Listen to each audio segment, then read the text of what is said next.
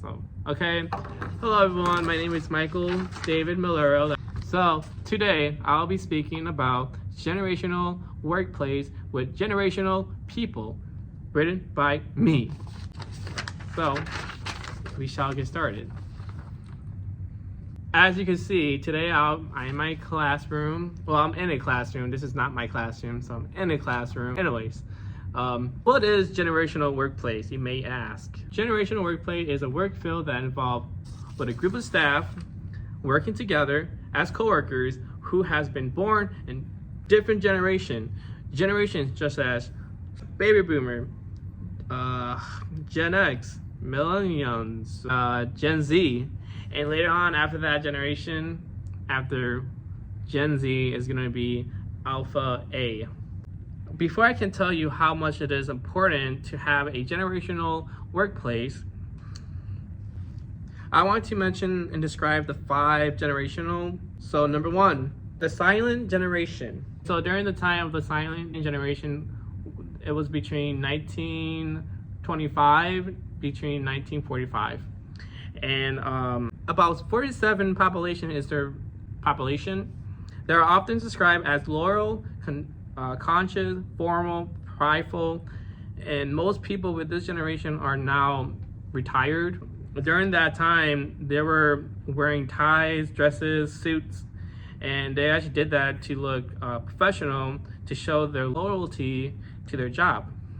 And they was very prideful about their job. They were very proud to work at their workplace. After that generation is baby boomer.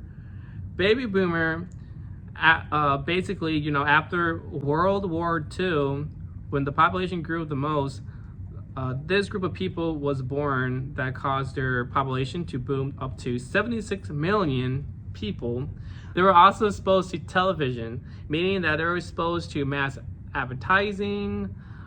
But yes, it led to mass culture, marketing, and conspiracy theories, consumption. They had Medicare and Social Security. It was actually set up by John F. Kennedy when he was in office at the time. And the baby boomer had this mindset where they had they will believe that they have a mindset of a forever young mindset. They are basically self-focused, optimistic, and competitive.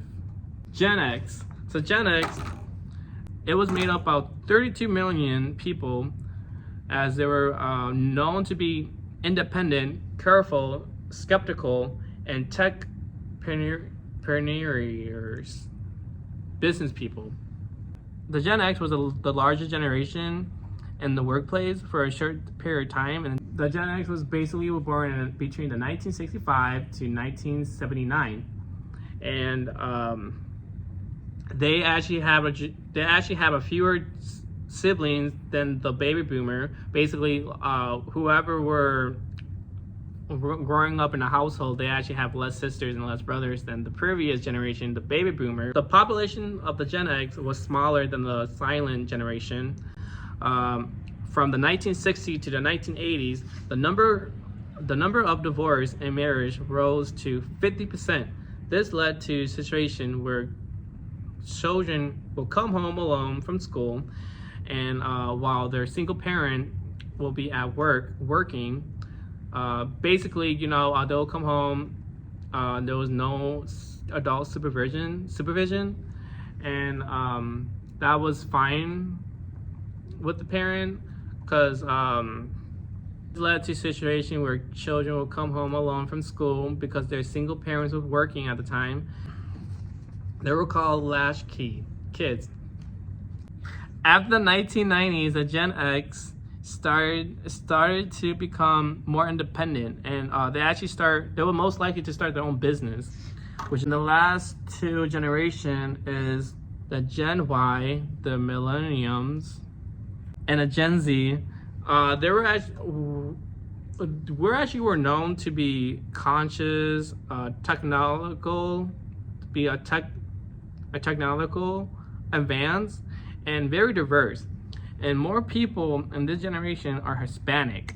than any other generation, and that's more specifically to the Gen Z. And the Gen Z is the most. And also another fact about Gen Z is that Gen Z is more educated than the previous generation. Was making up between 59% of 18 to 20 years old in colleges, while only 53% of millennials were in college during their time.